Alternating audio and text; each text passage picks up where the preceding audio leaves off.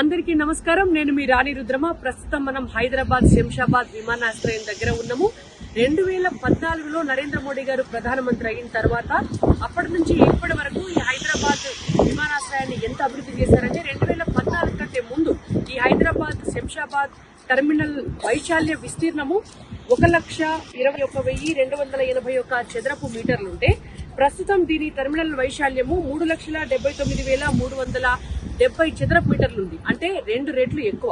ఇదొకటే కాదు, సామాన్యులు కూడా విమాన ప్రయాణం సులువుగా చేసుకోవాలనేటువంటి ఉద్దేశంతో ఉడాన్ పథకాన్ని తీసుకొచ్చినటువంటి కేంద్ర ప్రభుత్వం 450 కొత్త రూట్లు మొత్తం భారతదేశం అంతా కూడా పెడితే అందులో 10% అంటే 45 కొత్త రూట్లు కేవలం హైదరాబాద్ కే కేటాయించారు. దానికోసం 200 కోట్ల రూపాయల వయబిలిటీ గ్యాప్ ఫండింగ్ కూడా కేంద్ర ప్రభుత్వం ఇవ్వడం జరిగింది.